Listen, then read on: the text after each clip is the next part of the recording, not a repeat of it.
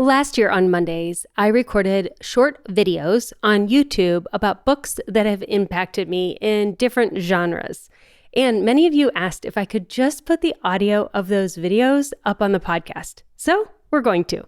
Here in 2021, on Monday morning, we will share with you a book that has impacted my life with the audio from our YouTube videos.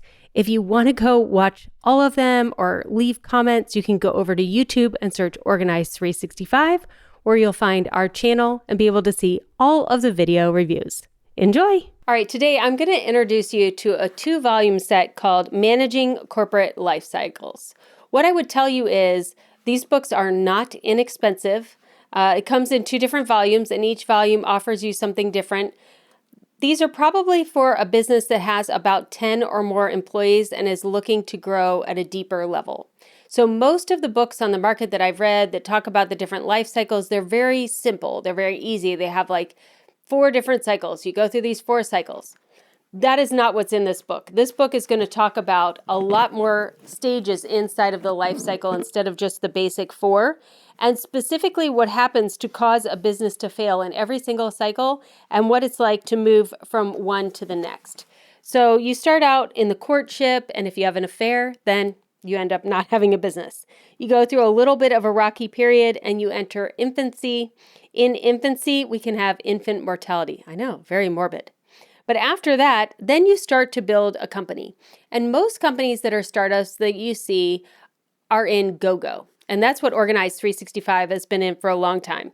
Go-go is super fun. It's high-paced. It's energetic. There's always new ideas coming out. There's new problems to solve. There are new products on the market. They're pivoting constantly. As a matter of fact, in Organized 365, we pivot so much, we now call it dancing. So Pat has been on our team the longest. And as new team members come on and she's like, oh, pivot. And everybody will yell pivot as I come in with some new idea or some way I'm changing something. And then if anybody gets overwhelmed, Pat just looks at them and says, welcome to the dance floor. So we pivot a lot in the go-go stage in business. This is when it's fun. It's exciting. You start to get profitable. Income is coming in. People are recognizing you. Like, business is fun. And then for a business to be successful, you have to move into Prime. Prime is a more established company with predictable income and predictable roles inside of the company. But to get from go-go to Prime, you have to go through adolescence. And for us, adolescence has been a really long time. It's a very tumultuous time. And moving between go-go and Prime, the biggest change has to happen in the founder. So the problem and why some people never move from go-go into Prime is because the founder likes to have an idea and have it implemented a week later. You cannot do that in a Prime company, like a company that has predictable revenue and everybody has a job and a job description. They're working on projects that take longer than a week to do.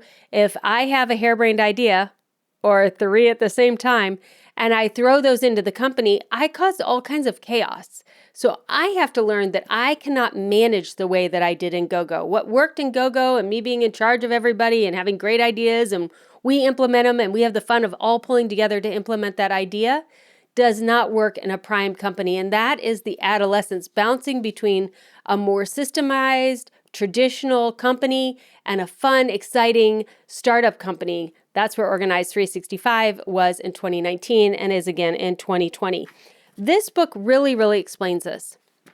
And one of the reasons why I really enjoyed reading this book in 2019 is because I've tried a couple of times to add in director of operations into my company, and it has not worked. And they've been great people, but it just has not worked. And so I was like, why is it not working? In here, they really talk about dance partners and in each stage what you do. And what I was doing was I was hiring director of operations in the go-go stage. And at that time, my company was working together and I was working with my company. And then I would hire in a director of operations and I would try to pair with the director of operations and then have them work with the company.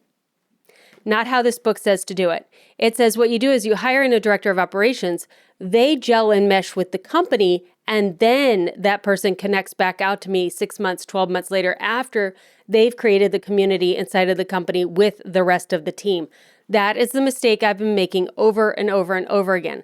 So now as we're heading more out of the adolescent stage into early Prime, When we hire in our next director of operations, they will work with the team, create the systems, all of that, and then I will move back into that. So who are you dancing with? What is the order in which you're growing your company? If your company is growing and you're going to scale beyond 10 people, and you're looking at creating leadership levels, things like that, these are great books to dive into. They are heady books, like they're complicated. I'll be honest, I have not finished volume 2 yet. I got through like the first half and I was like, okay, I'm not there yet. So I didn't finish them. I told my coach about these books. I was like, this is great. This is exactly what's going wrong. And he's like, that sounds familiar. He's like, oh yeah, I read those books in my MBA. So apparently I'm giving myself my own MBA. So if you don't have an MBA and your business is growing and you want a little bit more deeper substance books of what they would actually teach at a college level, that's what these 2 volumes are for. Subscribe our channel. We'll be back next Monday with a new book review.